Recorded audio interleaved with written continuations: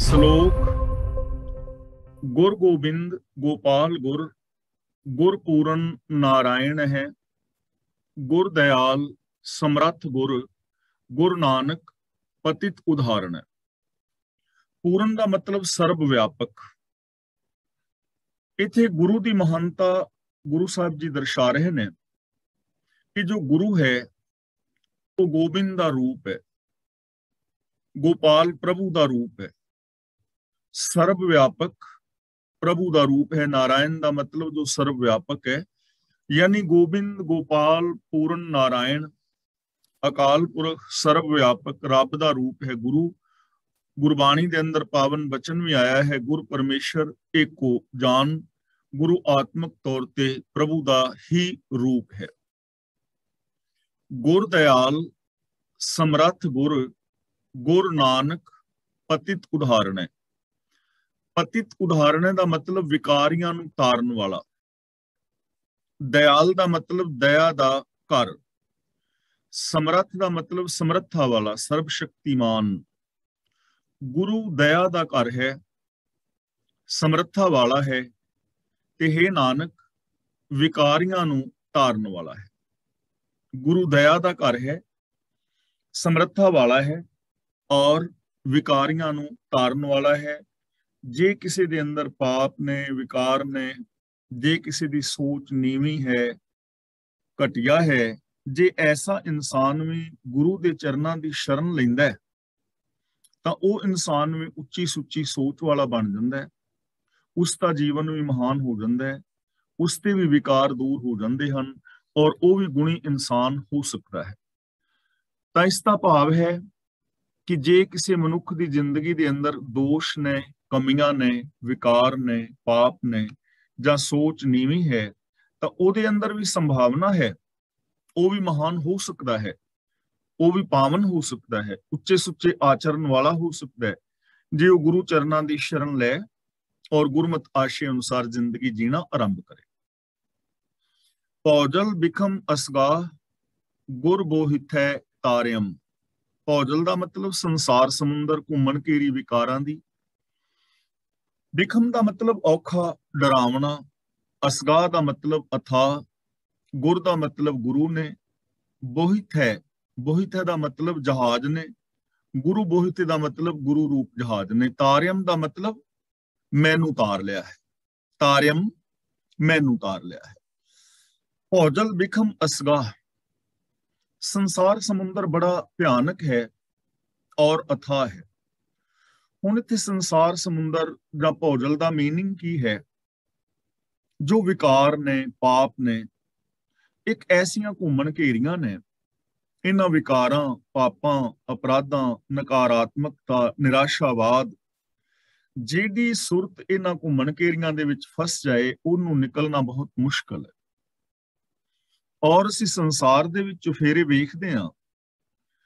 हालांकि हर इंसान नूं पता है कि सच बोलना चाहिए, प्यार दे नाल रहना चाहिए, धोखाधड़ी नहीं करनी चाहिए, विचार नहीं कमाना चाहिए, उच्चा आचरण रखना चाहिए। ये हर इंसान नूं पता है, पर पता हुंदियां सुनदियां भी बंदा इन्हां विकारां चों नहीं निकल पा रहा। इन्हां विकारां दे अंदर फसिया होया है। इन्हां विकारां चों बाहर आउणा इंपॉसिबल नहीं है। औखा जरूर है, औखा है, लेकिन इंपॉसिबल नहीं है। पर उस औखे चीज नूं भी सौखे ढंग दे नाल कर लिया जांदा है जेकर ਉਹਦੇ ਮੈਥਡ ਦਾ, ਤਰੀਕੇ ਦਾ ਪਤਾ ਲੱਗ ਜਾਏ। ਜਿਵੇਂ ਕੋਈ ਦਰਿਆ ਹੈ ਤਾਂ ਦਰਿਆ ਨੂੰ ਪਾਰ ਕਰਨਾ ਬੜਾ ਔਖਾ ਹੈ, ਪਰ ਜੇ ਕਿਸ਼ਤੀ ਮਿਲ ਜਾਏ ਤਾਂ ਬੰਦਾ ਬੜਾ ਸੌਖੇ ਢੰਗ ਨਾਲ ਪਾਰ ਕਰ ਜਾਂਦਾ ਹੈ। ਸਮੁੰਦਰ ਦੇ ਵਿੱਚ ਹੁਣ ਪਾਰ ਹੋਣਾ, ਸਮੁੰਦਰ ਦੇ ਦੂਜੇ ਕਿਨਾਰੇ ਵੱਲ ਜਾਣਾ ਕਿੰਨਾ ਔਖਾ ਹੈ। ਪਰ ਜਹਾਜ਼ਾਂ ਦੇ ਵਿੱਚ ਲੋਕ ਸੈਰ ਕਰਦੇ ਨੇ, ਸਪੈਸ਼ਲ ਲੋਕ ਸੈਰ ਕਰਨ ਜਾਂਦੇ ਨੇ, ਨਾਲ ਉਹਨਾਂ ਲਹਿਰਾਂ ਦਾ ਆਨੰਦ ਮਾਣਦੇ ਨੇ, ਨਾਲ ਸਮੁੰਦਰ ਦੇ ਵਿੱਚ ਤਾਰੀਆਂ ਲਾਉਂਦੇ ਅਗਲੇ ਪਾਸੇ ਨਿਕਲਦੇ ਨੇ, ਸੌਖਾ ਹੋ ਜਾਂਦਾ। ਇਸੇ ਤਰ੍ਹਾਂ ਗੁਰੂ ਜੀ ਕਹਿੰਦੇ ਨੇ ਬਿਨਾਂ ਸ਼ੱਕ ਤੋਂ ਇਹ ਜਿਹੜੇ ਵਿਕਾਰ ਨੇ, ਪਾਪ ਨੇ, ਨੈਗੇਟਿਵਿਟੀ ਹੈ, ਨਕਾਰਾਤਮਕਤਾ ਹੈ, ਇਹਨਾਂ ਚੋਂ ਪਾਰ ਨਿਕਲਣਾ ਆਮ ਬੰਦੇ ਵਾਸਤੇ ਔਖਾ ਹੈ। ਪਰ ਗੁਰੂ ਜੀ ਕਹਿੰਦੇ ਨੇ ਇਸ ਅਸਗਾ ਭਿਆਨਕ ਵਿਕਾਰਾਂ ਦੇ ਸਾਗਰ ਚੋਂ ਗੁਰੂ ਰੂਪ ਜਹਾਜ਼ ਨੇ ਮੈਨੂੰ ਤਾਰ ਦਿੱਤਾ ਹੈ, ਮੈਨੂੰ ਬਚਾ ਲਿਆ ਹੈ। यानी जो भी गुरु की सोच ਨੂੰ अपना लेगा, गुरु के दसे राह ते तुरेगा, गुरु की दित्ती जीवन जाच ਨੂੰ अपनाएगा, वो इस संसार चों पार हो सकता है, यानी विकारां चों पार हो सकता है और वो विकारां तो बच सकता है। नानक पूर करम सतगुर चरणी लगिया। सतगुर चरणी लगिया, ਜਿਹੜੇ सतगुर ਦੇ ਚਰਨੀ ਲੱਗਦੇ ਨੇ, ਪੂਰ ਕਰਮ ਦਾ ਮਤਲਬ ਉਹਨਾਂ ਦੇ ਵੱਡੇ ਭਾਗ ਨੇ।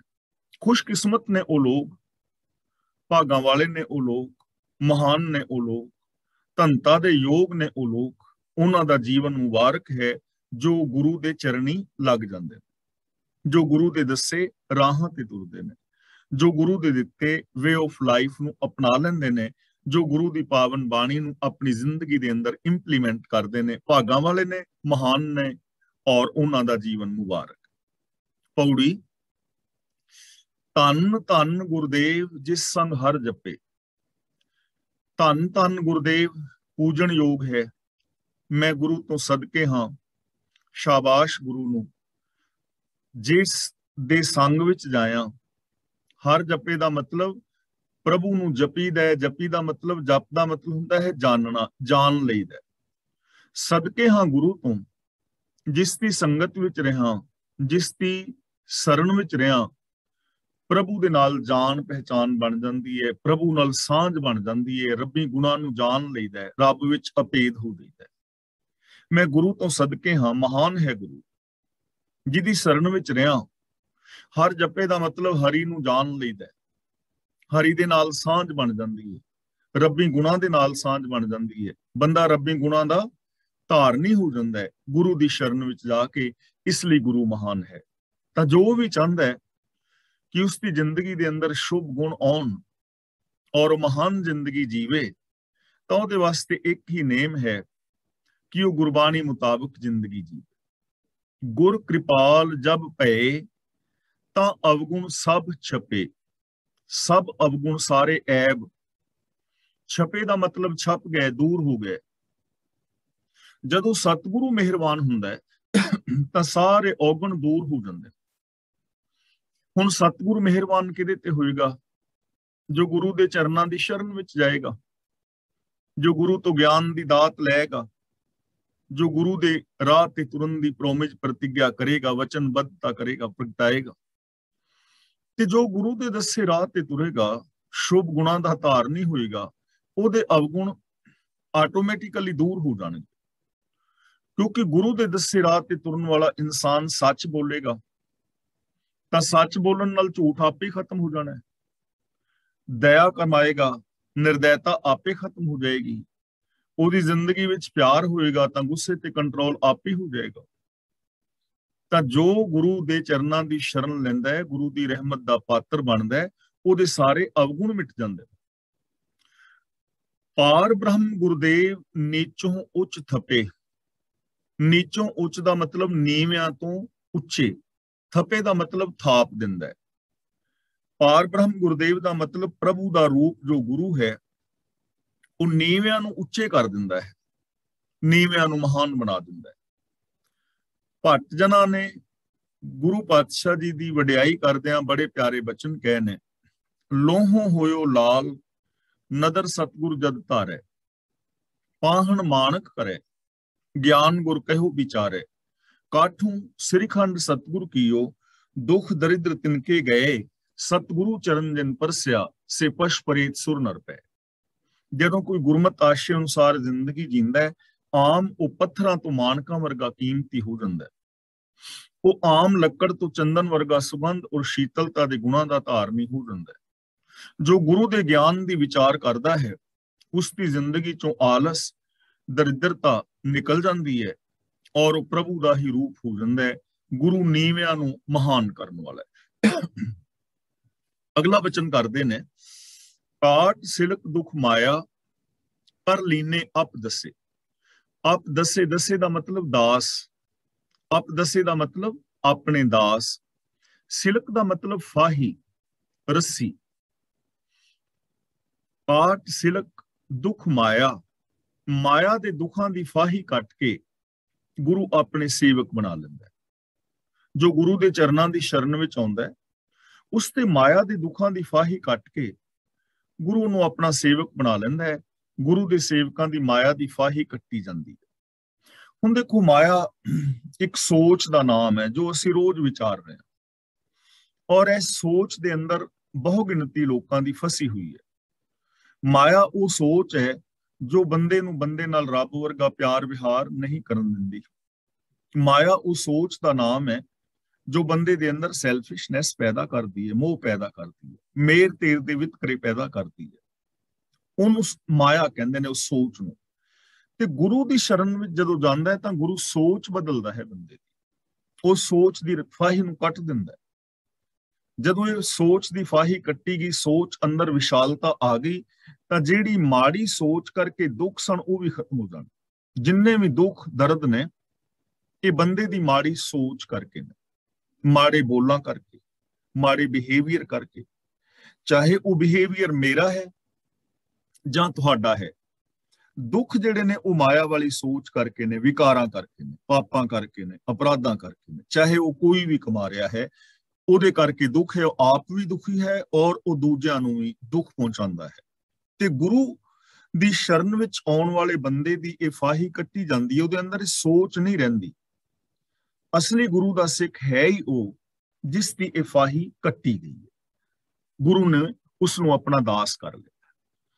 ਗੁਣ ਗਾਏ ਬੇਅੰਤ ਰਸਨਾ ਹਰ ਜਸੇ।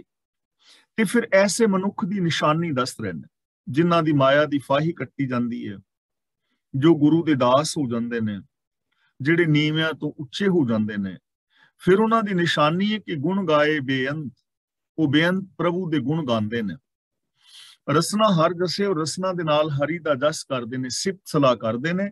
ਭਾਵ ਕਿ ਐਸੇ ਮਨੁੱਖਾਂ ਦੀ ਜ਼ੁਬਾਨ ਤੇ ਫਿਰ ਹਮੇਸ਼ਾ ਗੁਣ ਹੁੰਦੇ ਨੇ, ਪ੍ਰਭੂ ਦੀ ਸਿਫਤ ਸਲਾਹ ਹੁੰਦੀ ਹੈ।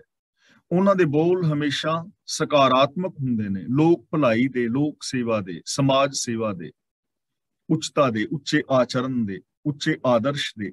ਉਹਨਾਂ ਦੇ ਬੋਲਾਂ ਦੇ ਵਿੱਚ ਮਹਾਨਤਾ ਹੁੰਦੀ ਹੈ। ਉਹ ਪ੍ਰਭੂ ਦੀ ਸਿਫਤ ਸਲਾਹ ਹੀ ਕਰਦੇ ਨੇ। ਉਹਨਾਂ ਦੀ ਜ਼ਬਾਨ ਤੋਂ ਕਦੇ ਤੁਸੀਂ ਨਿੰਦਾ, ਚੁਗਲੀ ਆਦਿਕ ਨਹੀਂ ਸੁਣੋ। ਸ਼ਲੋਕ। ਦ੍ਰਿਸ਼ਟੰਤ ਏਕੋ, ਸੁਨਯੰਤ ਏਕੋ, ਵਰਤੰਤ ਏਕੋ, ਨਰ ਹਰੈ। ਏਕੋ ਦਾ ਮਤਲਬ ਇੱਕ ਪ੍ਰਭੂ ਹੀ। ਦ੍ਰਿਸ਼ਟੰਤ ਦਾ ਮਤਲਬ ਦਿਸਦਾ ਹੈ। ਵਰਤੰਤ ਦਾ ਮਤਲਬ ਮੌਜੂਦ ਹੈ। ਨਰ ਹਰੈ ਦਾ ਮਤਲਬ ਨਰਾਂ ਦਾ ਹਰੀ, ਨਰਾਂ ਦਾ ਸਾਈਂ, ਯਾਨੀ ਖਲਕਤ ਦਾ ਮਾਲਕ। ਨਰਹਰ ਦਾ ਮਤਲਬ ਹੈ ਖਲਕਤ ਦਾ ਮਾਲਕ। ਤਾਂ ਜੋ ਪ੍ਰਭੂ ਦੇ ਪਿਆਰੇ ਨੇ, ਉਹਨਾਂ ਨੂੰ ਹਰ ਥਾਂ ਖਲਕਤ ਦਾ ਸਾਈਂ ਹੀ ਦਿਸਦਾ ਹੈ। ਦ੍ਰਿਸ਼ਟੰਤ ਏਕੋ, ਉਹਨਾਂ ਨੂੰ ਇੱਕ ਹੀ ਦਿਸਦਾ ਹੈ। ਸੁਨਯੰਤ ਏਕੋ, ਉਹਨਾਂ ਨੂੰ ਇੱਕ ਹੀ ਸੁਣੀਦਾ ਹੈ। ਵਰਤੰਤ ਏਕੋ, ਔਰ ਉਹਨਾਂ ਨੂੰ ਇੱਕੋ ਹੀ ਵਰਤਦਾ ਹੋਇਆ ਨਜ਼ਰੀ ਪੈ ਰਿਹਾ ਹੈ। ਜਿਹੜੇ ਰੱਬ ਦੇ ਪਿਆਰੇ ਨੇ, ਜਿਨ੍ਹਾਂ ਦੇ ਕੋਲ ਵਿਸ਼ਾਲ ਗਿਆਨ ਹੈ ਗੁਰੂ ਦਾ, ਜਿਨ੍ਹਾਂ ਦੇ ਕੋਲ ਵਿਵੇਕ ਬੁੱਧ ਹੈ, ਜਿਨ੍ਹਾਂ ਕੋਲ ਕਾਮਨ ਸੈਂਸ ਹੈ, ਜੋ ਪ੍ਰਭੂ ਦੇ ਨਾਲ ਜੁੜੇ ਨੇ, ਜੋ ਗੁਰੂ ਗਿਆਨ ਰਾਹੀਂ ਸਮਝ ਰੱਖਦੇ ਨੇ, ਉਹਨਾਂ ਨੂੰ ਇੱਕ ਹੀ ਦਿਸ ਰਿਹਾ ਕਿ ਇੱਕ ਹੀ ਹੈ ਸਾਰਾ ਕੁਝ। ਔਰ ਇਸ ਦੀ ਵਿਚਾਰ ਅਸੀਂ ਪਹਿਲਾਂ ਕਈ ਵਾਰ ਕਰ ਚੁੱਕੇ ਹਾਂ ਕਿ ਚਾਰ ਚੁਫੇਰੇ ਇੱਕ ਹੀ ਤੇ ਪਸਰਿਆ ਹੋਇਆ ਹੈ। ਇੱਕ ਓੰਕਾਰ ਇੱਕ ਹੀ ਪਸਰਿਆ ਹੋਇਆ ਹੈ। ਮੇਰੇ ਔਰ ਤੁਹਾਡੇ ਵਿੱਚ ਕੋਈ ਫਰਕ ਨਹੀਂ ਹੈ। ਆਮ ਲੋਕਾਂ ਵਿੱਚ ਔਰ ਮੇਰੇ ਵਿੱਚ ਕੋਈ ਫਰਕ ਨਹੀਂ ਹੈ, ਕਿਉਂਕਿ ਅਸੀਂ ਸਾਰੇ ਇੱਕੋ ਹੀ ਸਿਸਟਮ ਵਿੱਚ ਜੀ ਰਹੇ ਹਾਂ। ਪੂਰੀ ਦੁਨੀਆ ਦੇ ਲੋਕ, ਹਿੰਦੂ, ਮੁਸਲਮਾਨ, ਸਿੱਖ, ਈਸਾਈ ਆਦਿ, ਇੱਕੋ ਹੀ ਸਿਸਟਮ ਦੇ ਨਾਲ, ਇੱਕੋ ਹੀ ਨਿਯਮ ਦੇ ਅੰਦਰ ਜਨਮ ਹੋ ਰਿਹਾ ਹੈ। ਇੱਕੋ ਹੀ ਹਵਾ ਦੇ ਅੰਦਰੋਂ ਅਸੀਂ ਸਾਰੇ ਸਵਾਸ ਲੈ ਰਹੇ ਹਾਂ। ਇੱਕੋ ਧਰਤੀ ਤੇ ਅਸੀਂ ਪਲ ਰਹੇ ਹਾਂ। ਇੱਕੋ ਸੂਰਜ ਦਾ ਸਾਨੂੰ ਚਾਨਣਾ ਮਿਲ ਰਿਹਾ ਹੈ। ਤਾਂ ਫਰਕ ਕੀ ਹੈ? ਇੱਕੋ ਜਿਹਾ ਸਰੀਰ ਹੈ, ਪੰਜਾਂ ਤੱਤਾਂ ਤੋਂ ਹਰ ਇੱਕ ਦਾ ਸਰੀਰ ਬਣਿਆ ਹੈ। ਔਰ ਰੋਟੀ, ਕੱਪੜਾ, ਮਕਾਨ ਆਦਿਕ ਸਾਡੀਆਂ ਸਾਰਿਆਂ ਦੀਆਂ ਲੋੜਾਂ ਨੇ। ਇਹਨਾਂ ਦੇ ਰੂਪ ਵੱਖਰੇ ਵੱਖਰੇ ਹੋ ਸਕਦੇ ਨੇ। ਤਾਂ ਫਰਕ ਕੀ ਹੈ? ਫਰਕ ਤਾਂ ਕੁਛ ਵੀ ਨਹੀਂ ਹੈ। ਫਰਕ ਤਾਂ ਸੋਚ ਦਾ ਨਾ। ਮੇਰ ਤੇਰ ਦੇ ਵਿਤਕਰੇ ਇਹ ਤਾਂ ਬੰਦੇ ਨੇ ਆਪ ਪੈਦਾ ਕਰ ਲੈਣੇ। ਅਸੀਂ ਇੱਕ ਦੂਜੇ ਦੇ ਵਿਰੋਧੀ ਤਾਂ ਅਸੀਂ ਖੁਦ ਆਪਣੀ ਸੋਚ ਕਰਕੇ ਹੋ ਗਏ ਹਾਂ। ਰੱਬ ਦੇ ਪਿਆਰਿਆਂ ਨੂੰ ਸਭ ਕੁਝ ਇੱਕ ਹੀ ਦਿਸਦਾ ਹੈ। ਉਹ ਇੱਕ ਨੂੰ ਹੀ ਸੁਣਦੇ ਨੇ ਔਰ ਇੱਕ ਨੂੰ ਹੀ ਵਰਤਦਾ ਹੋਇਆ ਵੇਖਦੇ ਨੇ। ਤੇ ਜਿਹੜੇ ਇੱਕ ਦੇ ਨਾਲ ਜੁੜ ਜਾਂਦੇ ਨੇ, ਉਹ ਅੰਦਰੋਂ ਬਾਹਰੋਂ ਇੱਕ ਹੁੰਦੇ ਨੇ।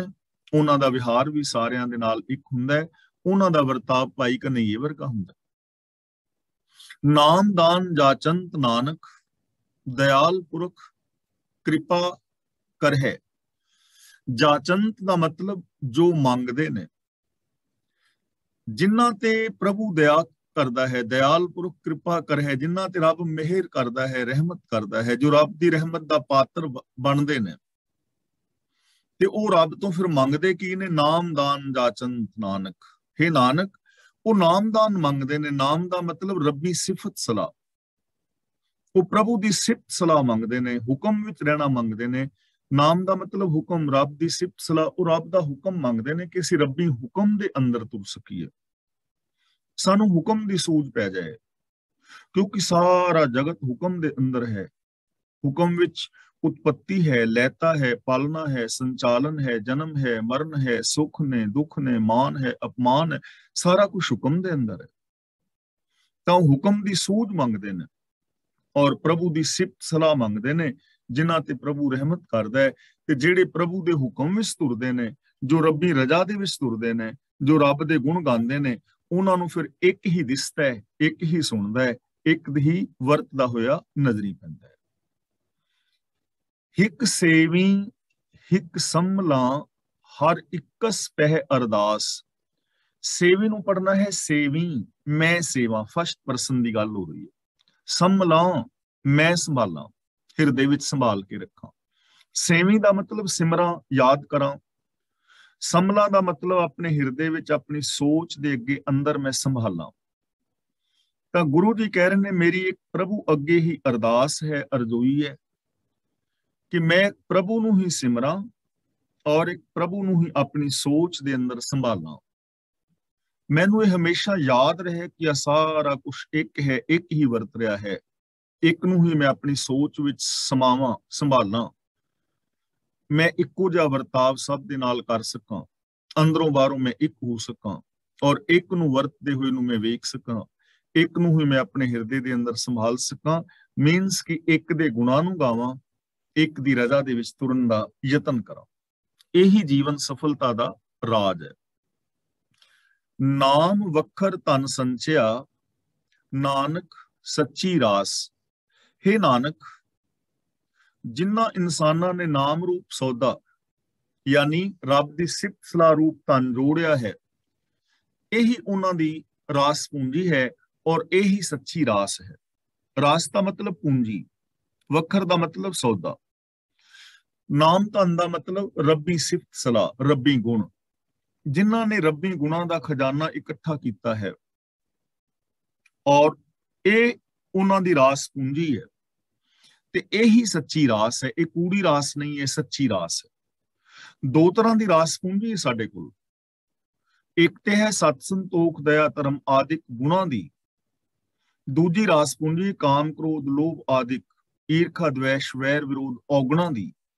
ਜੋ ਔਗਣਾਂ ਵਾਲੀ ਰਾਸ ਪੂੰਜੀ ਹੈ ਉਹ ਕੂੜੀ ਹੈ, ਉਹ ਝੂਠੀ ਹੈ, ਉਹ ਲਾਭਦਾਇਕ ਨਹੀਂ ਹੈ, ਉਹ ਨੁਕਸਾਨਦਾਇਕ ਹੈ, ਉਹ ਆਤਮਕ ਮੌਤ ਦਾ ਕਾਰਨ ਬਣਦੀ ਹੈ। ਤੇ ਜੋ ਸ਼ੁਭ ਗੁਣਾਂ ਦੀ ਰਾਸ ਪੂੰਜੀ ਹੈ, ਇਹ ਸੱਚੀ ਹੈ, ਇਹ ਸੱਚ ਦੇ ਨਾਲ ਜੋੜਦੀ ਹੈ, ਇਹ ਸਾਡੇ ਅੰਦਰ ਆਤਮਕ ਜੀਵਨ ਪੈਦਾ ਕਰਦੀ ਹੈ। ਇਹਦੇ ਕਰਕੇ ਖੁਸ਼ੀਆਂ, ਖੇੜੇ, ਆਨੰਦ, ਪ੍ਰਸੰਨਤਾ ਪੈਦਾ ਹੁੰਦੀ ਹੈ। ਤਾਂ ਗੁਰੂ ਜੀ ਕਹਿੰਦੇ ਨੇ, ਜਿਨ੍ਹਾਂ ਬੰਦਿਆਂ ਨੇ, ਜਿਨ੍ਹਾਂ ਇਨਸਾਨਾਂ ਨੇ ਪ੍ਰਭੂ ਦੇ ਗੁਣਾਂ ਦੀ ਪੂੰਜੀ ਇਕੱਠੀ ਕੀਤੀ ਹੈ, ਇਹ ਉਹਨਾਂ ਦੀ ਸੱਚੀ ਪੂੰਜੀ ਹੈ, ਸੱਚੀ ਰਾਸ ਹੈ ਔਰ ਸਦਾ ਕਾਇਮ ਰਹਿਣ ਵਾਲੀ ਹੈ। ਇਸ ਪੂੰਜੀ ਤੋਂ ਉਪਜੇ ਸੁਖ ਹਮੇਸ਼ਾ ਕਾਇਮ ਰਹਿੰਦਾ। ਪੌੜੀ। ਪ੍ਰਭ ਦਇਆਲ ਬੇਅੰਤ ਪੂਰਨ ਇੱਕ ਇਹ। ਇੱਕ ਇਹ ਦਾ ਮਤਲਬ ਸਿਰਫ ਇੱਕ ਬੇਅੰਤ ਪ੍ਰਭੂ।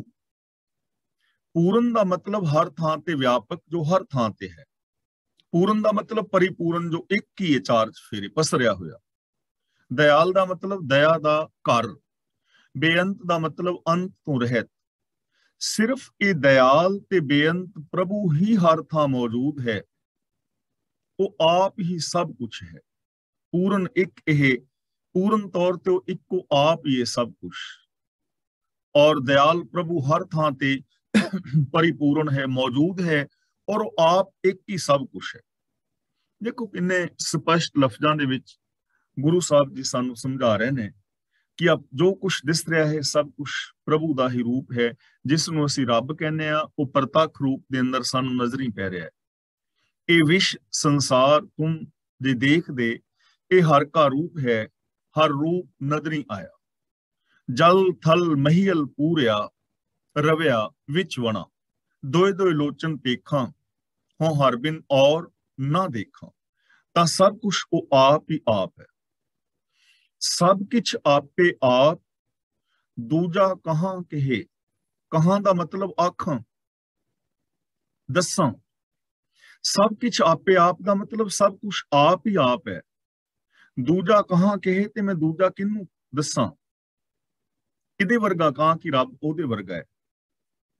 ਦੂਜਾ ਮੈਂ ਕਿਸ ਨੂੰ ਦੱਸਾਂ? ਦੂਜਾ ਹੈ ਹੀ ਨਹੀਂ, ਕੋਈ ਹੋਰ ਦੱਸ ਨਹੀਂ ਸਕਦਾ। ਹੋਰ ਦੂਜਾ ਕਿਹੜਾ ਦੱਸਾਂ ਜਿਹੜਾ ਉਹਦੇ ਵਰਗਾ ਹੋਵੇ, ਜੋ ਰੱਬ ਵਰਗਾ ਹੋਏ?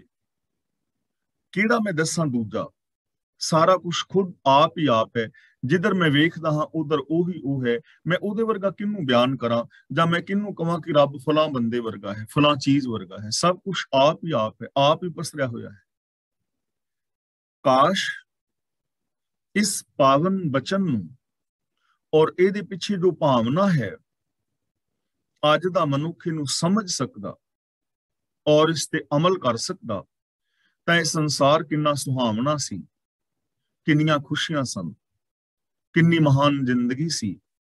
ਜੇ ਘੱਟ ਤੋਂ ਘੱਟ ਆਪੋ ਆਪਣੇ ਘਰਾਂ ਦੇ ਵਿੱਚ ਵੀ ਇਹ ਚੀਜ਼ ਲਾਗੂ ਕਰ ਲਈ ਜਾਂਦੀ, ਤਾਂ ਘਰ ਕਿਵੇਂ ਸਵਰਗ ਹੋ ਜਾਂਦੇ, ਇਹ ਸਮਾਜ ਕਿਵੇਂ ਸਵਰਗ ਹੋ ਜਾਂਦਾ।